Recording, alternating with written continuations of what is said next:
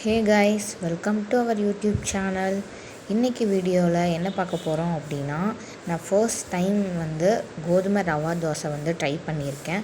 ஆனால் எனக்கு ரிசல்ட்டு கொஞ்சம் நல்லா வந்திருந்தது. ஆனால் கொஞ்சம் மிஸ்டேக் நான் பண்ணியிருந்தேன். அதை எப்படி செய்கிறதுன்னு வாங்க பார்க்கலாம். இதுக்கு தேவையான பொருள் என்னென்னு பார்த்தீங்கன்னா, ஃபர்ஸ்ட்டு என்னென்னா கோதுமை மாவு. இது நான் கொஞ்சம் ஒரு 1.5 கப் எடுத்திருக்கேன்.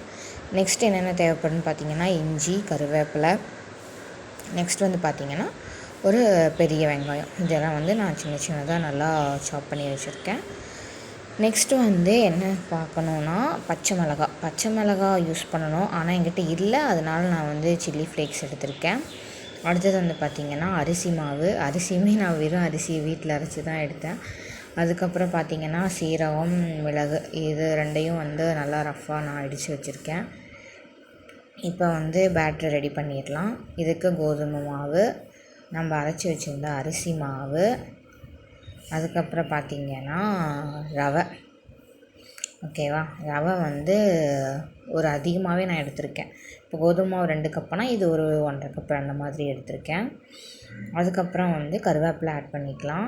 இதையும் நல்லா நான் கிள்ளி போட்டிருக்கேன் கருவேப்பிலை. அதுக்கப்புறம் கொஞ்சமாக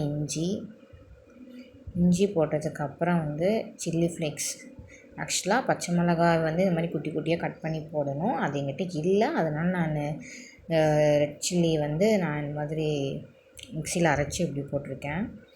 அதுக்கப்புறம் நம்ம லாஸ்ட்டாக இது பண்ணி வச்சுருந்தோம் சீரகம், மிளகு இடித்து வச்சுருந்தோம் இல்லையா, அதையும் நம்ம ஆட் பண்ணிக்கலாம்.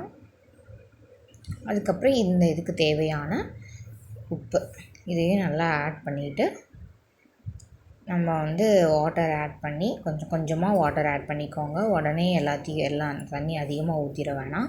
கொஞ்சமாக ஆட் பண்ணி அப்படியே மிக்ஸ் பண்ணிக்கிட்டே வாங்க.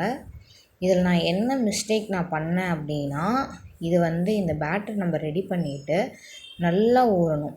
ஒரு 30 to 45 மினிட்ஸாவது நம்ம நல்லா ஊற வைக்கணும். ரொம்ப கெட்டியாகவும் இல்லாமல் ரொம்ப தண்ணியாகவும் இல்லாமல் ரெண்டுக்கும் மிடில் இருக்கிற மாதிரி பேட்டர் நம்ம ரெடி பண்ணிக்கணும். நான் என்ன மிஸ்டேக் பண்ணேன் அப்படின்னா, இந்த கோதுமை தோசை நமக்கு கிறிஸ்பியாக வரும். அதுக்கு இது கொஞ்சம் டைம் எடுக்கும். ஸோ உடனே நார்மலாக நம்ம செய்கிற தோசை மாதிரி வராது. ஸோ இது கொஞ்சம் டைம் எடுக்கும். நான் உடனே எடுத்து பார்த்துட்டேன்.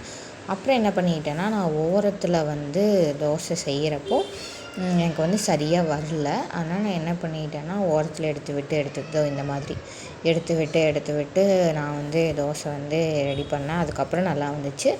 கொஞ்சம் கிறிஸ்பியாகவும் இருந்தது. டேஸ்ட் வைஸ் எந்த இதுவுமே இல்லை. டேஸ்ட் எல்லாமே சூப்பராக தான் இருந்தது. எனக்கு இதோட டேஸ்ட் ரொம்பவே பிடிச்சிருந்தது. பட் தோசை ஊற்றுறதுக்கு எனக்கு சரியாக வரல. நெக்ஸ்ட் டைம் கரெக்டாக நம்ம பண்ணுறோம். மற்றபடி டேஸ்ட் எல்லாமே ஓகே.